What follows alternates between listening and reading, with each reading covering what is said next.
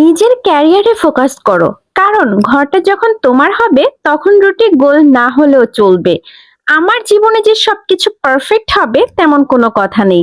তোমার জীবনেও যদি তুমি প্রথমবারই সবকিছু জয় করে ফেলো তাহলে তোমার মধ্যে আর শেখার আগ্রহটাই থাকবে না।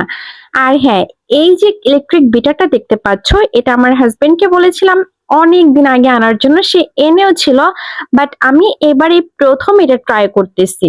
আজকে আমি ইলেকট্রিক বিটার দিয়ে বিট করে প্রথমবারের মতো একদম হচ্ছে কি বলে ক্রিম সহ যে কেক ডেকোরেশন সবকিছু ট্রাই করলাম প্রথমবারের মতো, যদিও দেখতে একদম সুন্দর হয় নাই। নিজের বানানো কেক নিজে দেখে হাসতে হাসতে বিশ্বাস করো ভাই পেট ব্যথা হয়ে গেছে। আমি একটা নাটকের সিন আপনাদের সাথে শেয়ার করেছিলাম, যেখানে অনেকে অনেক সুন্দর সুন্দর কমেন্টস করেছে, কিন্তু বেশিরভাগই ছিল পজিটিভ, কয়েকটা ছিল নেগেটিভ কমেন্টস। আমি পর্দাশীল, আমার নাটকেও কিভাবে কাজ করি, 10 সেকেন্ডের একটা শুট করে আমি নিজেকে নায়িকা ভাবতেছি। বিশ্বাস করো ভাই, আমি নিজেকে নায়িকা ভাবি বা রানী ভাবি তাতে তোমার সমস্যা কি? তোমার ইচ্ছে হলে তুমিও ভাবতে পারো, তুমি আমাকে কেন জেলাস ফিল করতেছো? আচ্ছা, আমি নিজেকে যা খুশি ভাবতে পারি, তোমাকে তো ভাবতে বলিনি আমাকে নিয়ে। আর তাতে তোমাদের সমস্যা কি?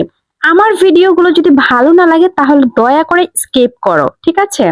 আমার একটা ভিডিওতে একজনে কমেন্টস করছে, আহারে এই মুখকে কেউ দেখে নাই জীবনে। ভাই, আমার এই পেজে আমি যতটুকু তোমাদেরকে দেখাবো তোমরা ঠিক ততটুকুই দেখতে পারবা।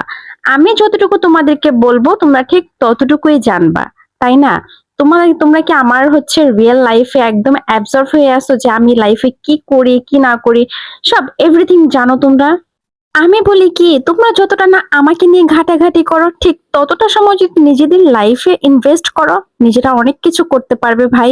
এই এই আহ, এখন যে দিন চলতেছে দিনকাল, ঠিক আছে, অনেকেই অনেক কিছু করে, তো তোমরা অনেক কিছু করতে পারবা, জীবনে অনেক বড় অ্যাচিভমেন্ট পাবা। তো নিজেদের লাইফে ফোকাস করো। আর হ্যাঁ, বাই দ্য ওয়ে, দেখো আমার কেকটা কিন্তু মাশাআল্লাহ খুব সুন্দর হয়েছে। আর এখন আমি চলে যাচ্ছি এই যে বিট করার জন্য ক্রিমটা।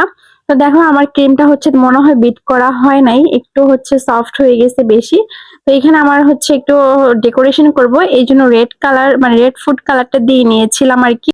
আর এখানে আমি 3টা স্লাইস করেছিলাম কেকটাকে। দেখো আমার কেকটা তেমনটা স্পঞ্জ হয় নাই। এটা কেন হয় নাই তোমরা যদি কেউ জেনে থাকো, যদি কারো এক্সপেরিয়েন্স থাকে, তাহলে অবশ্যই কমেন্টসে আমাকে একটু সাজেস্ট করবা, তাহলে পরবর্তী কেক যখন আমি বানাবো তখন ওই জিনিসটা খেয়াল করব।